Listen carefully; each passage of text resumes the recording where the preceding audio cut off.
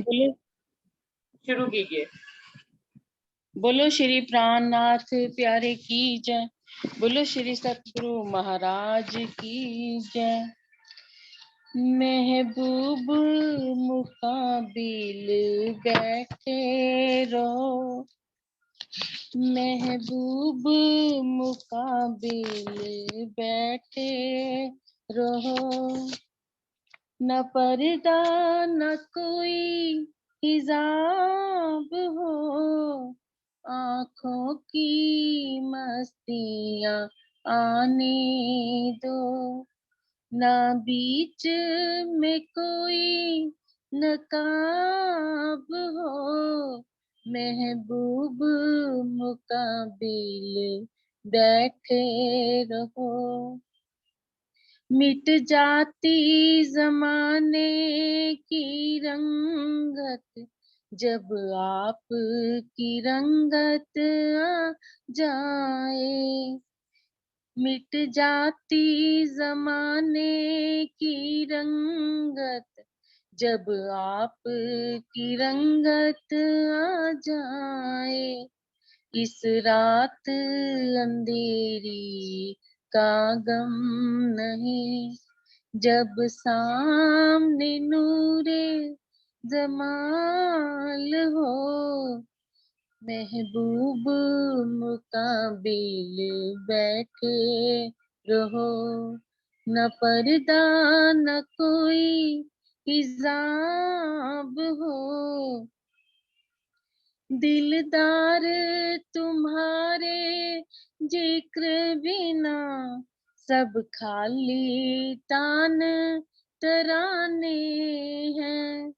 दिलदार तुम्हारे जिक्र बिना सब खाली तान तराने हैं। वो अफसाने भी झूठे हैं, जिनमें ना तुम्हारी बात हो। वो अफसाने भी झूठे हैं, जिनमें ना तुम्हारी बात हो। महबूब मुकाबिल बैठे रहो। हम अपने असल से बिछड़े तो वो मिलन जमाना याद आया। हम अपने असल से बिछड़े तो वो मिलन जमाना याद आया। दरगाहे आलम में अपनी फिर से वही मुलाकात हो। दरगाहे आलम में अपनी फिर से वही मुलाकात हो। महबूब मुकाबिल बैठे रहो। बोलो श्री प्राणनाथ प्यारे की जय।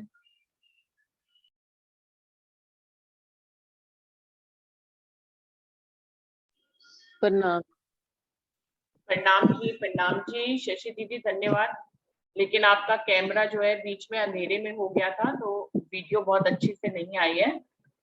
और विमला दीदी, आप मेरी आवाज सुन रही हैं क्या? प्रणाम जी। हाँ जी, आप जवाब नहीं दे रहे थे। कल आपका नंबर लगा दे क्या? बाहर चली गई 2 मिनट, बाहर चली गई तो। अच्छा, कोई बात नहीं। कल आपके गाने का नंबर लगा दे क्या? लगा दो, लगा दो।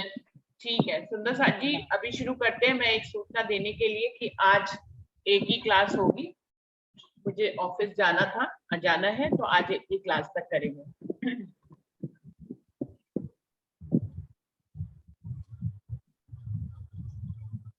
प्रणाम जी सभी सुंदर साथ जी को, प्रेम प्रणाम जी।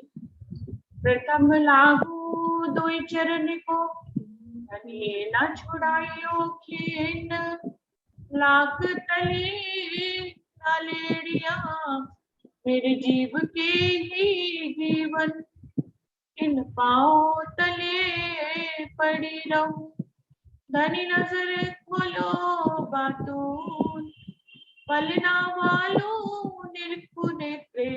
मेरे जीव के ही जीवन, मेरे जीव के ही जीवन। श्री वंदो सतगुरु चरण को, करूं सो प्रेम प्रणाम। अशुभ हरन मंगल करन, धनी श्री देव चंद्र की नाम। श्री प्राणनाथ निज मूल पति, श्री मेहराज सुनाम। तेज कुबर श्यामा युगल, जी को पल पल करूं प्रणाम। पिया जी को पल पल करूं प्रणाम। जी सुप्रसाद जी।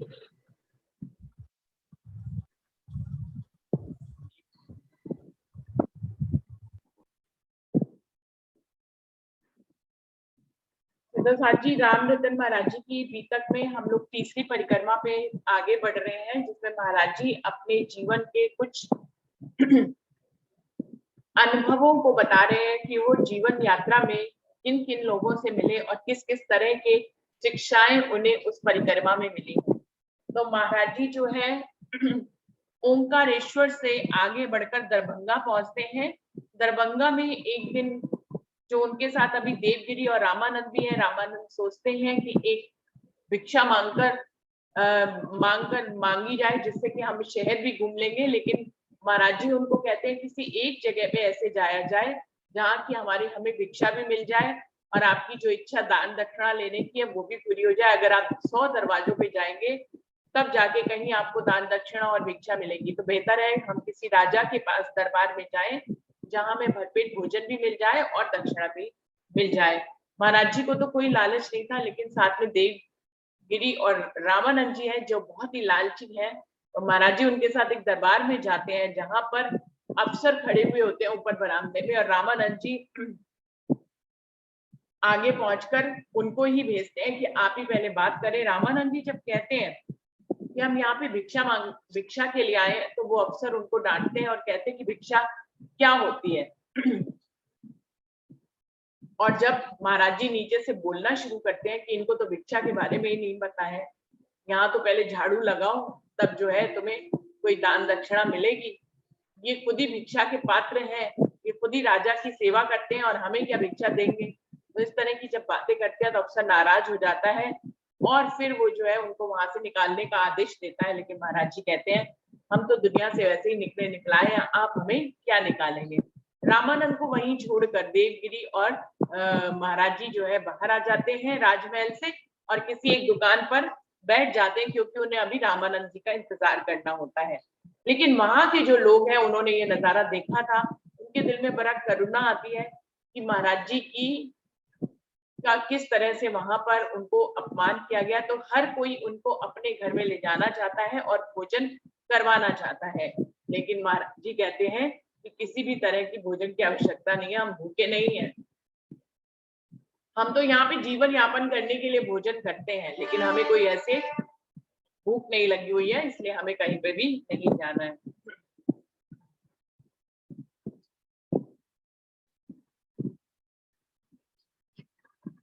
जोड़कर हाथ हमारे से कहना प्रारंभ किया, खेचा तान हमें ले जाने वो घर का प्रारंभ हुआ।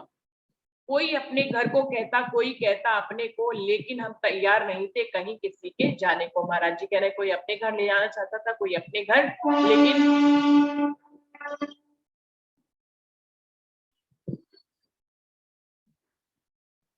लेकिन हम किसी के भी घर जाने के लिए तैयार नहीं थे। कोई लड़ो मत आपस में, हम भूखे नहीं है भूले हैं, यह मत जानो दुनिया के टुकड़े चुगते फिरते हैं। ले आए पकवान मिठाई कुछ सज्जन हम लोगों को, हमने कुत्तों की जानिब संकेत किया इनको दे दो। जब महाराज जी किसी के भी घर में नहीं गए तो फिर कुछ लोग जो है अपने घर से पकवान या मिठाई लेकर महाराज जी की यहीं पे ही खा लेंगे। तो इस तरह से कई लोग उनकी सेवा करने के लिए ले आए, लेकिन महाराज जी बहुत नाराज थे और उन्होंने उस मिठाई और पकवान को कुत्तों की तरफ इशारा करके कहा कि ये भूखे हैं, इनको दे दो, हम तो भूखे ही नहीं है, हमें आप क्या खिलाएंगे। जो भूखे हैं उन्हें खिलाओ, हम तो छके हुए हैं भाई। छके हुए को छकाया क्या हासिल कोई समझे भाई। महाराज जी कहते हैं ये कुत्ते बेचारे गली के जो है ये भूखे हैं, इनको भोजन कराइए। हम तो पहले से ही छके हुए हैं, हमें छके छकाए को भोजन कराने का कोई औचित्य ही नहीं है, क्योंकि हम सभी जानते हैं महाराज जी जो है परमधाम की आत्मा है, राम रतन जी। और छके छकाए होने से क्या मतलब है, जिसके दिल में अक्षरातीत पूर्ण पारब्रह्म बैठा हो, जो परमधाम के 25 पक्षों में रमण करते हो, अक्षरातीत के प्रेमी हो, उन्हीं के ही नूरी दर्शन करते हो, उनके इश्क रूपी स्वरूप के दर्शन करते हो, वो भला भूखे कैसे हो सकते हैं।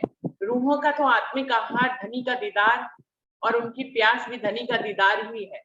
और जो इस भूख और प्यास को हमेशा ही हर पल हर घड़ी जिस इस भूख प्यास को मिटाते हो, भला वो सांसारिक किसी भूख के कैसे भी, उनको कोई भी संसारिक भूख कैसे ही सता सकती है।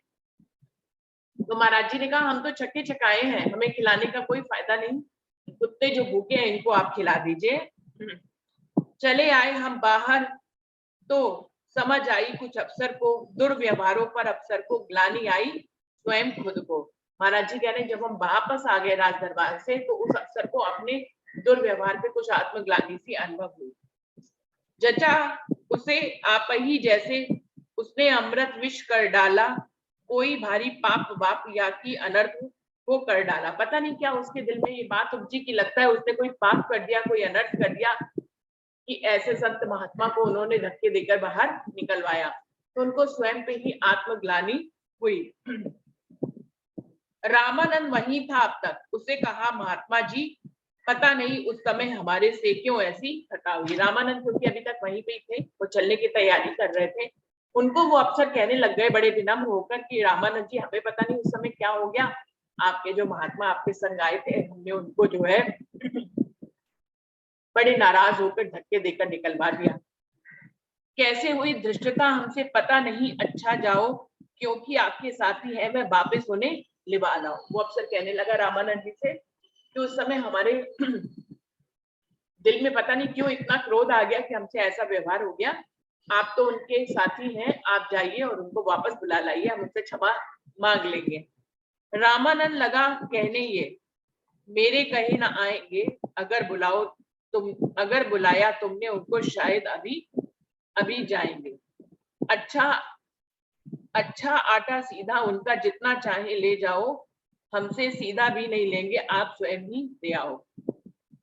तो अफसर रामानंद जी को कहने लग गए कि आप उनको प्रेम से बुला लाइए वापस, हम उन्हें जो है भोजन जीवने के लिए आमंत्रित करते हैं। रामानंद जी ने कहा आपको पता ही नहीं, वो तो ऐसे सरफिरे हैं, एक बार गए तो गए, अब नहीं आने वाले, हम बुलाने भी जाएंगे तो आएंगे नहीं, आपको बुलाना है, शायद आपके बुलाने पे आ जाए तो आप चले जाइए। उन्होंने कहा चलो ठीक है कोई बात नहीं चले गए हैं कोई बात नहीं, आप जो है हमसे सीधा आटा ले जाओ, खुद ही भोजन बना के खा लेना। तो उन्होंने कहा हम तो नहीं ले जाने वाले, हम तो आटा भी ले जाएंगे तो वो हमारे साथ जीवेंगे नहीं, आपको अगर आटा देना है तो आप स्वयं ही चाहिए। सौदा अगर हमसे सीधा भी नहीं लेंगे, आप स्वयं ही दे आओ। सौदा अगर नहीं लेते तो एक रुपया ले जाओ। रामानंद बोला पुनः पुनः हमको कृपया कुछ मत दो, स्वयं आप बुलवा लो उनको अपने सेवक गढ़ के हाथ, सत्य समझना अपनी तो मानेंगे नहीं एक भी बात। अब अफसर ने कहा अच्छा ठीक है आपको आटा नहीं लेना तो तीनों लोग एक रुपया हमसे ले जाओ। उस समय 1 रुपए की तो कीमत बहुत ज्यादा थी, 1 रुपए बहुत ज्यादा होते थे, तो उन्होंने कहा प्रति व्यक्ति के लिए 1 रुपए ले जाइए, खुद ही भोजन आप लोग जीव लीजिएगा। रामानंद जी ने कहा ना माफी है, हम तो 1 रुपया भी नहीं ले जाएंगे, ना आटा ले जाएंगे, ना उन्हें बुलाने जाएंगे। आपको अगर सत्यता को देखना है तो आप अपने सेवक गण को भेज दीजिए, वो उनको बुला लाएंगे। तभी उन्होंने एक सेवक को बुलवाकर आदेश दिया, बाहर से उन महात्माओं को बुला लाए, यह हुक्म दिया। हम दुकान पर बैठे मिल गए, उस सिपाही को जाते ही उसने हम दोनों से जाकर इस प्रकार की बात कही। और उस अफसर ने फिर एक सेवक को बुलाया, कहा कि वो जो महात्मा यहाँ से चले गए हैं उनको आप ढूंढ कर ले आइए। जैसे ही वो महल से बाहर निकला तो एक दुकान पर महाराज जी और देवगिरी उनको बैठे हुए मिल ही गए उस सेवक को, और उसने आकर हाथ जोड़कर महाराज जी से क्या कहा, हाथ जोड़कर किया निवेदन, कहने लगा महात्मा जी उप सामंत महाराज के बुलाते हैं तुम्हें वहीं। क्यों रे क्या चोर हैं तुम्हारे, क्यों बुलवाया है सामंत, मार आए या उठा लाए कुछ, सूली देगा क्या सामंत। वो सेवकगढ़ वहां पर आ गया और महाराज जी के सामने हाथ जोड़कर कहने लगा कि वो सामंत जो है यहाँ के राजा के जो सामंत है, जिनको उप सामंत कहते हैं, वो आपको बुला रहे हैं। तो महाराज जी ने कहा क्यों भाई, क्या कोई चोरी करके लाए हैं, कोई सामान उठाया है आपके यहाँ, या कोई सामान ले आए हैं जो आप हमें बुलाने आए हैं, किसी को हम मार आए हैं, क्या वो हमें सूली पे चढ़ाना चाहता है जो हमें बुलाने के लिए तुम्हें भेजा है। दाता नहीं विधाता नहीं वह, कौन बता यह सामंत है, हमें क्या जाने किस बनमानुष को कहते हो तुम सामंत हो। भाग यहाँ से, हम नहीं जाते, हमसे ज्यादा सर मत मार, कर ले अपना जो जी चाहे, ले जाओ चाहे हथियार, ले आओ चाहे हथियार। महाराज जी ने कहा तू बता, जिस सामंत का तू नाम ले रहा है, क्या वो दानवीर कर्ण है, वो कोई दाता है, या वो कोई विधाता है, क्या वो परमात्मा है, तू बता तेरा सामंत है कौन। हम नहीं जानते किसी सामंत को, और हमारे लिए कोई भी पदवी का कोई महत्व नहीं है, सब जन एक बराबर है। तेरा सामंत कौन है, और भाग जा, हमसे मगजमारी मत कर। अब हम तो वहां से आ गए, अब हम तो जाने वाले नहीं है, चाहे तू कितने हथियार लेकर हमें डरा धमका, लेकिन अब हम वापस नहीं जाएंगे, जाके अपने सामंत से बोल दे। अजी आपके साथी भी तो वहीं विराजे हैं महाराज। तो वो सेवकगढ़ कहने लग गया आप चलिए वहां।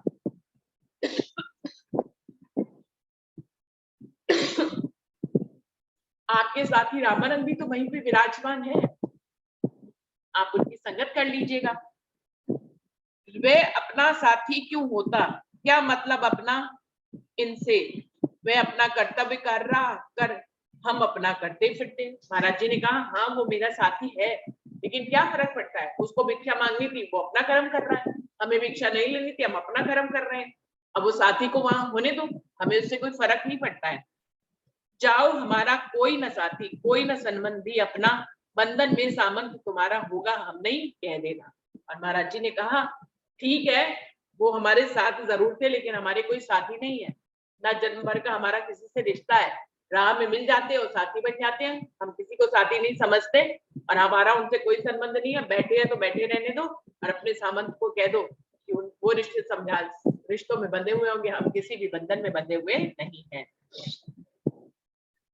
चला गया चुपचाप सिपाही अपना उत्तर पा करके, कुछ क्षण बाद रामानंद हमें भी मिल गया वहीं आकर के। परखा नृप दरभंगा को भी देख चुकी ऊंची दुकान, देख लिए व्यंजन चक्कर, सब पर निकले फीके पकवान।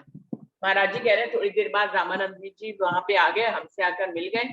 तो महाराज जी कह रहे हैं आपने निष्कर्ष देख लिया, हमने जो है दरभंगा के राजा को भी परख लिया, ऊंची दुकान और फीके पकवान है। हमने रामानंद जी को समझाया, चले थे तुम भिक्षा लेने, देखो यहाँ की जब राजा का ऐसा हाल है तो इसकी प्रजा तुम्हें क्या भिक्षा देगी। जब राजा के दरबार में जो सर्व संपन्न है उसके यहाँ तक हमें भिक्षा नहीं मिली, तो तुम क्या समझते हो इस राज्य के घर के लोग अलग अलग जो रहते हैं, क्या वो इतने अमीर होंगे कि वो हमें शिक्षा देंगे।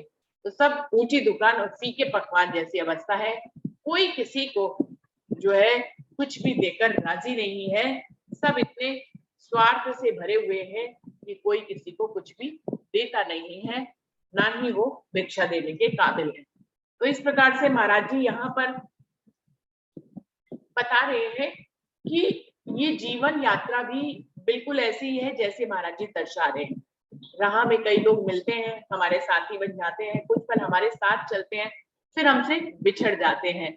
और महाराज जी को इस सत्ता का ज्ञान है, क्योंकि परमधाम की लीलाओं और 25 पक्षों में महाराज जी रमण करते हैं, उनको इस दुनिया स्वप्निक दुनिया के रहस्य का पता है। और इसीलिए वो कह रहे हैं इस दुनिया में वो क्योंकि परमधाम की आत्मा है, इसलिए किसी से भी संबंध उन्होंने बनाया नहीं हुआ है, ना ही वो किसी को अपना संबंधी और साथी कहते हैं, क्योंकि ये दुनिया ऐसे ही है, जो संबंधी भी दिखते हैं वास्तव में वो भी रास्ता छोड़कर हमारा चले जाते हैं।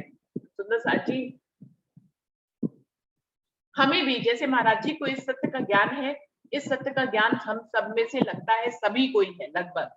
क्या हमें पता नहीं है कि जीवन यात्रा ऐसी है जिसमें कई लोग हमें मिलते हैं एक साथी की तरह, लेकिन और कभी कभी लोग हमारे संबंधी बन के भी है इस दुनिया में मिलते हैं, लेकिन फिर जो है वो सभी संबंधी हो या साथी हमें छोड़कर चले जाते हैं और अंत में हम अकेले के अकेले रह जाते हैं। तो जिन संबंधों और साथियों के कारण हम परमात्मा को याद नहीं करते, एक दिन वही साथी और संबंध छोड़ जाते हैं। तो इसलिए महाराज जी का कहना यहाँ पर यही है, यही वो हमें शिक्षा दे रहे हैं कि ना किसी संबंध में, ना किसी साथी के चक्कर में हमें पड़ना चाहिए। हमें परमात्मा को याद करना चाहिए, उसकी लीलाओं में ही निमग्न रहना चाहिए। इस तरह से यहाँ पर महाराज जी ने दरभंगा के राजा की भी स्थिति को देखा कि वहां पे भी उनका सम्मान नहीं हुआ। मांस घोंसले चील के, नामुमकिन सी बात, नीरस में रस खोजते तृष्णा फिरे बुझान।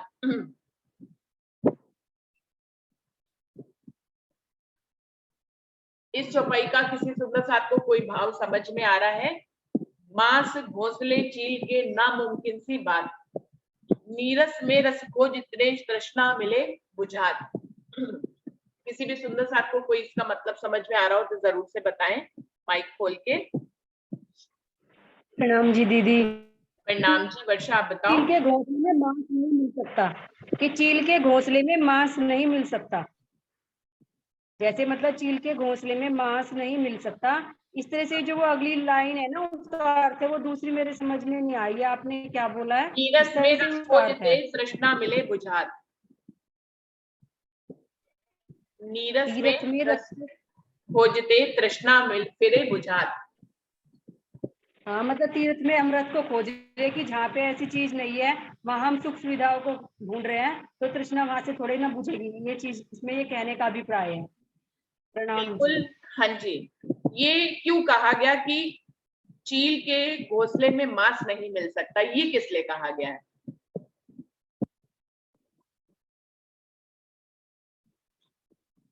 क्योंकि चील दीदी मांसाहारी है ना, वो छोड़ेगी नहीं मांस को, वो तो खा जाएगी। बिल्कुल बिल्कुल। जो खुद ही उसके लोभी है वो उसको छोड़ ही कैसे सकते किसी दूसरे के लिए। कहने का तात्पर्य यह है कि इस दुनिया में हर व्यक्ति इतना लोभी है, खुद ही धन का इतना लालची है, वो किसी और को धन दे ही नहीं सकता। वो खुद ही माया भोगने में इतना व्यस्त है कि वो उसको छोड़कर किसी और के लिए छोड़कर जा ही नहीं सकता। ये कहने का तात्पर्य है। क्योंकि चील मांस खाती है, उसको मांस बहुत प्रिय है, उसके घोंसले में मांस का टुकड़ा पड़ा हुआ कभी मिल ही नहीं सकता। ये नामुमकिन सी बात है। भाई वो उसको छोड़े तब तो किसी और को दे, वो खुद ही नहीं छोड़ती तो किसी और को कैसे देगी। कहने का भाव यहाँ पर ये है कि मांस घोंसले चील के, नामुमकिन सी बात, ये बात एकदम नामुमकिन सी है कि चील के घोंसले में हमें मांस मिल जाए, क्योंकि वो खुद मांस की बहुत प्रेमी होती है, वो उसको पहले ही स्वयं खा जाती है, वो छोड़ती ही नहीं मांस को। तो ये बड़ी नामुमकिन सी बात है कि चील के घोंसले में मांस मिले। बिल्कुल ऐसे ही ये दुनिया में हमें कोई भी रस मिले, ये भी एक नामुमकिन सी बात है। ये जीवन जो है मृग तृष्णा जैसा है, जहां पर आपको लगता है कि अब यहाँ पर हमें कोई सुख, कोई आनंद इस रिश्ते में, इस व्यक्ति से, इस साथी से हमें कोई सुख मिलेगा, कोई हम आनंद इस दुनिया में भोग पाएंगे, हम ये करेंगे तो हमें आनंद मिलेगा, हम वो करेंगे तो हमें आनंद मिलेगा। लेकिन ये दुनिया जो है मृग तृष्णा जैसी है। हर व्यक्ति यहाँ पे अपनी तृष्णा को बुझाने में लगा हुआ है, लेकिन उसकी तृष्णा बुझती नहीं है। एक तृष्णा बुझती है तब तक दूसरी तृष्णा पहले से उसका पीछा करती है। तो कहने का यहाँ पर महाराज जी का तात्पर्य ये है कि जिस राजा के दरबार में महाराज जी गए हैं वहां पर भी सभी भूखे, सुंदर साची, जैसे चील के घोंसले में मांस नामुमकिन है, वैसे ही इस मृग तृष्णा रूपी माया में तृष्णा को बुझाकर उस परमात्मा रूपी तृष्णा को बुझा पाना नामुमकिन है। क्योंकि ये यहाँ पर लगता है कि यहाँ पर जल होगा, जैसे मृग तृष्णा में भ्रम पैदा होता है थोड़ी दूर पे कि यहाँ पे जल होगा, लेकिन आप जब वहां जाते हैं तो वहां कोई जल ही नहीं मिलता है। वो तो सूरज की रोशनी से बालू चमकती है तो दूर से ऐसा आभास होता है कि यहाँ पे जल मिलेगा, लेकिन जब वहां जाते हैं तो जल नहीं मिलता है। बिल्कुल ऐसे ही ये माया का खेल है, जहां आपको लगता है इस संबंध में हमें रस मिलेगा, हमें इस साथी से रस मिलेगा, इस माया में हम ये करेंगे तो हमें रस मिलेगा, वो करेंगे तो हमें रस मिलेगा, लेकिन वो भी एक भ्रम होता है। जब हम वहां तक पहुंचते हैं तो हमें कोई भी रस का स्वाद नहीं मिलता है। बिल्कुल ऐसे ही ये मृग तृष्णा है। अतः वहां से हम सबने उठ करके प्रस्थान किया। अपना एक दिन साधु तेकड़ा आखिर कलकत्ते पहुंचा। महाराज जी कह रहे हैं इस प्रसंग के बाद फिर हम यहाँ से उठ गए और आगे की तरफ हमने प्रस्थान किया और हम तीनों साधु का जो तेकड़ा था, हम 3 साधु जो एक साथ रह रहे थे, आखिरकार हम कलकत्ते पहुंच गए। मोमिनपुर से वर्धमान महाराज की कोठी के पास महादेव तालाब नाम से कलकत्ते में है विख्यात। महाराज जी कह रहे हैं मोमिनपुर से आगे वर्धमान में महाराजा की कोठी के पास एक तालाब है महादेव नाम से, कलकत्ते में है विख्यात। वो कलकत्ते का एक प्रमुख स्थान है। कलकत्ता जन नित्य कर्म आदि करने यहाँ आता है, बड़ा नीर निर्मल है उसका, आलम रोज नहाता है। अब इस तालाब का नाम ही महादेव है, जो महाराज के नजदीक है, महाराज की कोठी के नजदीक है महादेव नामक ताल। ये कलकत्ते में एक प्रसिद्ध स्थान है। कलकत्ता का बहुत बड़ा जन समुदाय जो है वहां पर नित्य कर्म आदि क्रियाओं के लिए आता है। इसका जल बहुत ही निर्मल है। महाराज जी कह रहे हैं पूरा आलम लगभग कलकत्ते का यहाँ पर नहाने के लिए आता है। तीर ताल के चौतरा हमें पड़ा खाली पाया, हमने अपना आसन जाते ही उस पर ही लगवाया। एक तरफ जो है उस ताल के निकट ही एक चौतरा खाली था। महाराज जी कह रहे हैं हम जैसे ही वहां पहुंचे तो हमने अपना आसन वहीं पर ही लगा लिया। बड़ा कर्म कांडी जन उस जगह नहाने को आता, एक अटूट से जन समूह का लगा रहा करता आता। महाराज जी कह रहे हैं उस तालाब में नहाने की बड़ी मान्यता थी, तो बहुत से कर्म कांडी लोग जो है वहां पर नित्य ही नहाने को आते थे।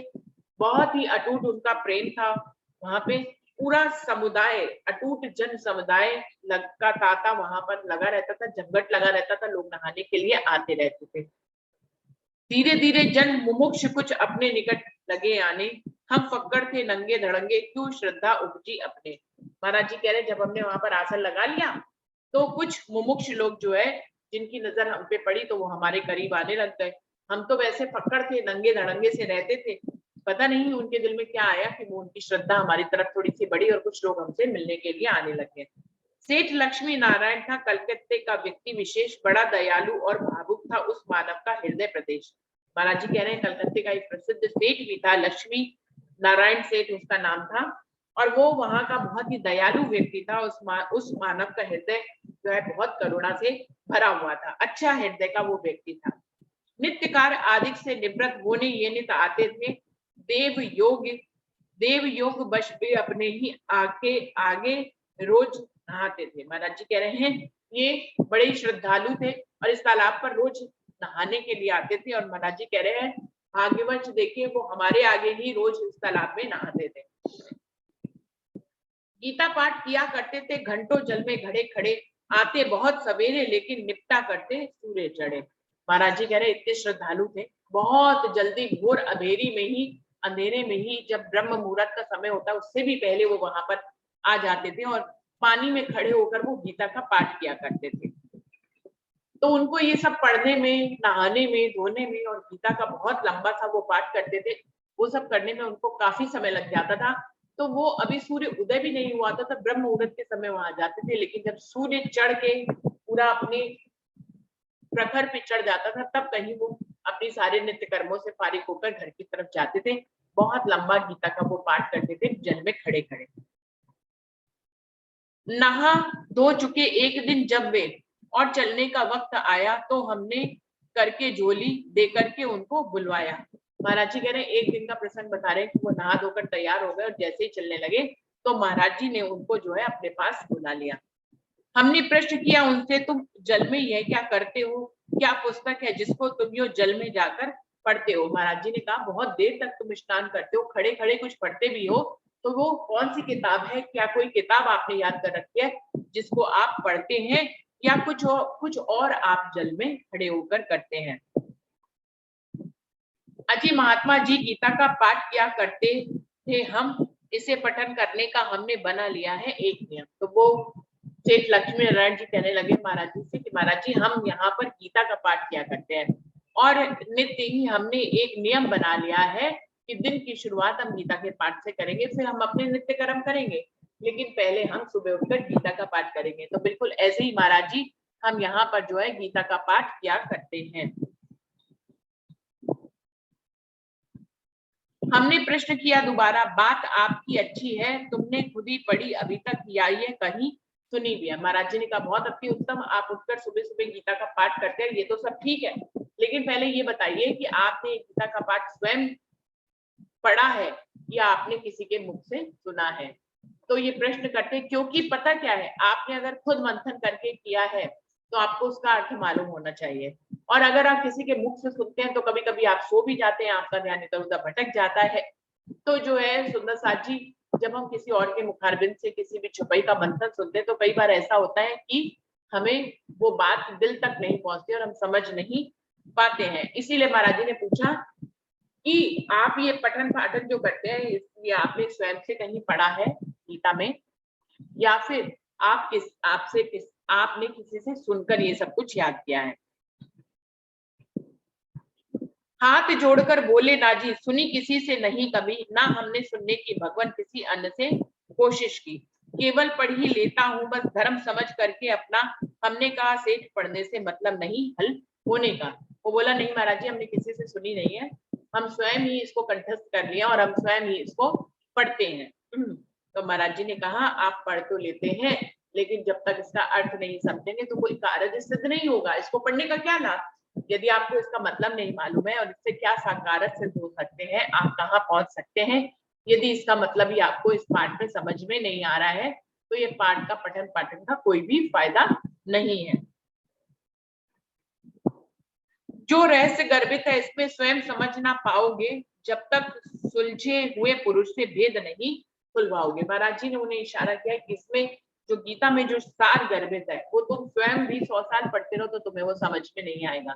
किसी सच्चे सदगुरु के निकट, महापुरुष के निकट जाओगे तो वही तुम्हें इस गीता के पाठ का मतलब समझाएगा। आप सेठ जी क्या जानो ये कृष्ण कौन है गीता का, करी बाल लीला किसने किसने महाभारत जीता था। और महाराज जी ने उन्हें संकेत भी दिया कि इसमें जो कृष्ण की लीला है, आप क्या जाने जो बाल स्वरूप कृष्ण है वो कौन थे, और जिन्होंने महाभारत करी थी वो कृष्ण कौन थे। हम सभी को मालूम है कृष्ण की त्रिधा लीला है। तो यहाँ महाराज जी उन्हें संकेत दे रहे हैं कि जब किसी महापुरुष के संपर्क में नहीं आओगे तो आपको कृष्ण के भेद समझ में नहीं आएंगे। आप नहीं समझ पाएंगे कि बचपन वाला कृष्ण कौन था और जिसने महाभारत जीती वो कृष्ण कौन था। इसमें भेद छिपा है, जितना जान ना पाओ खुद पढ़कर, जब तक खोले नहीं आप पर पता नहीं होगा सुनकर। महाराज जी ने कहा इस किताब में वर्णित तो सब कुछ है, लेकिन इस किताब के रहस्य को जब तक कोई खोलेगा नहीं आप समझ नहीं पाएंगे कि इसमें इसके भेद को, जो कृष्ण का भेद है उसको आप समझ नहीं पाएंगे। सुंदर साथ जी यहीं पर समय समाप्त हो रहा है, तो यहीं पर ही प्रणाम कर लेते हैं। और सुंदर साथ जी अब दूसरी मीटिंग आज नहीं होगी क्योंकि मुझे ऑफिस जाना है। सुंदर साथ जी यहीं पर ही चौपाई को दोहराते हैं।